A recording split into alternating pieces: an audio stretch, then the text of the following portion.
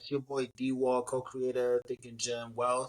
Today we just had some big news come out regarding the CPI report, aka the Consumer Price Index, which is pretty much inflation for the consumer and what we see in the changes of prices. You feel me?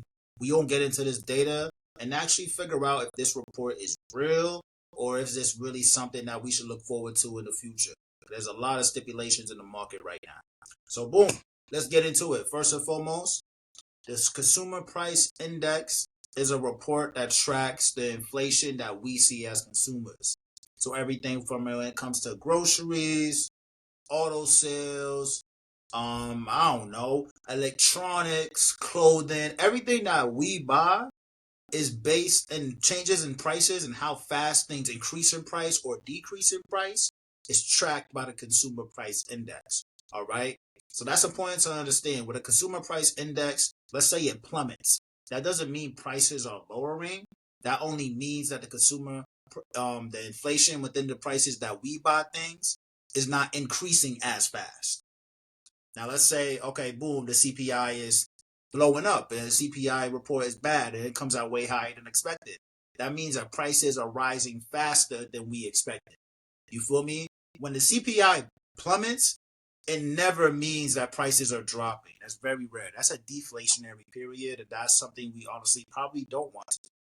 So just to clear that up right there, if the CPI is coming out bad, that means prices are slowing down, are increasing at a slower rate. If the CPI comes out worse, or they be rising, that means prices are increasing faster than what we expected.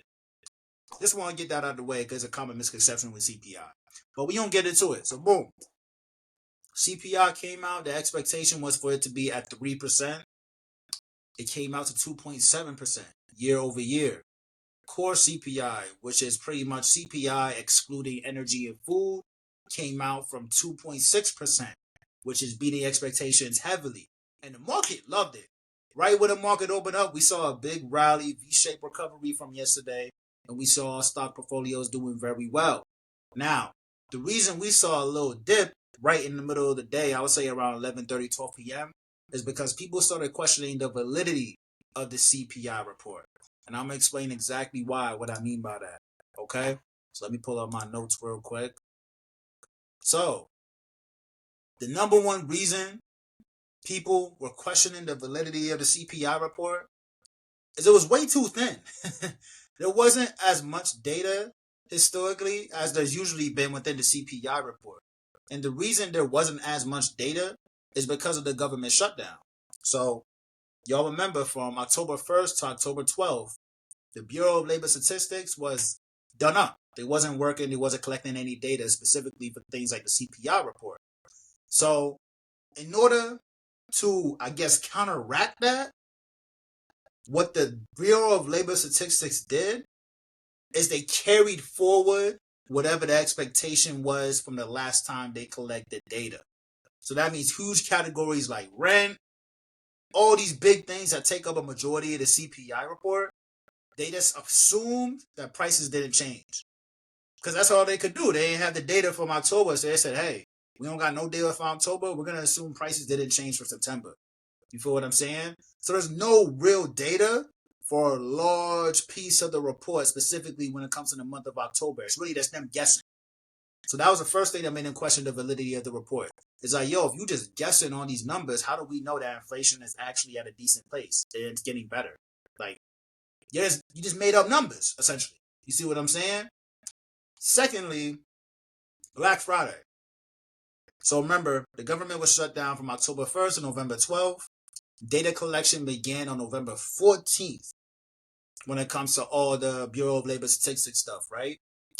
Now, what happens in the middle to the end of November? Holiday sales, Black Friday. And guess what segment of the CPI report had the most discounted inflation rate? Apparel, toys, electronics, everything that's discounted on Black Friday or throughout the pre-holiday sales was essentially the biggest contributor to why CPI had lowered during this most important inflation report that just came out. You see what I'm saying?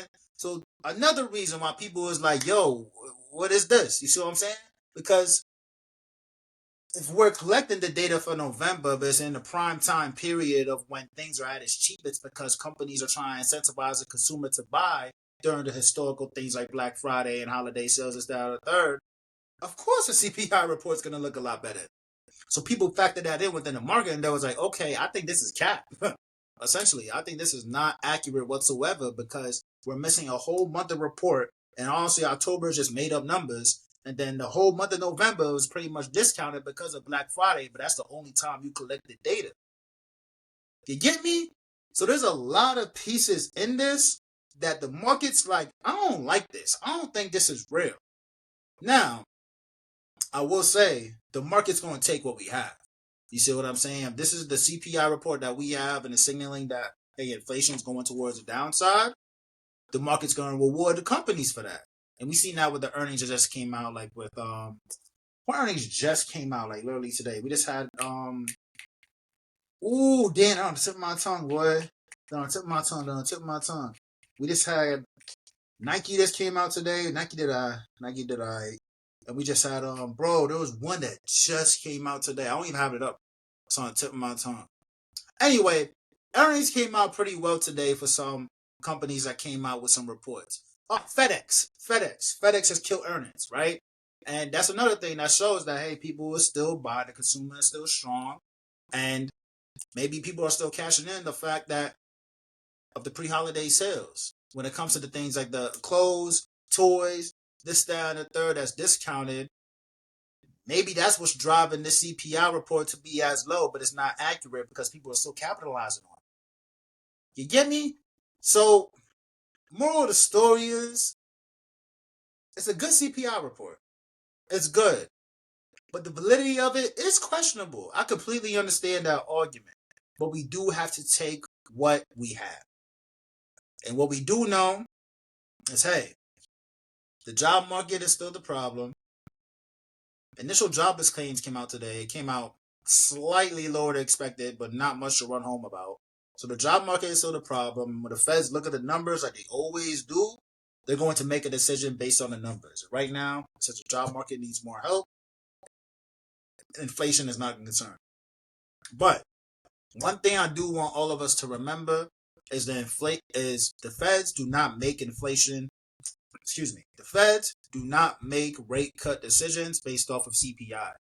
They make it based off of PCE, which is Product Consumer Expedition, or something like that. But essentially, there's a whole different report that the Feds look at that track inflation differently, and that's the most favorite report to look at when it comes to deciding if they're going to cut rates or not based off of inflation. You feel me? So CPI was good, but we have to be patient, and we want to double check when PCE reports come out, so that way we can gauge what the next FOMC meeting is going to look like. This is where they decide to cut rates. You see what I'm saying? That's really it, y'all. I wanted to dive in about that. This will provide more clarity because there's a lot of confusion in the market. People don't know what to believe. Long story short, there's a lot of holes in the CPI report. There's a lot of freaking holes, and there's a lot of things to question. But we have to take what we have, and we will see what happens at the next PPI or the next PCE report, where the real decision is going to be made by the Feds about rate cuts. But what we do know now is the job market's not cooked, but it needs some help. Inflation is not the main concern. The consumer needs to be kept an eye on because a lot of them are still drowning in debt and they need help when it comes to rate cuts and lowering their interest rates. That's all we got for now. So we're going to run with that, and we're going to make sure we stay in our position, stay long, stay strong, keep hooping, baby. You feel me? It's your boy D-Wall. I'm out of here.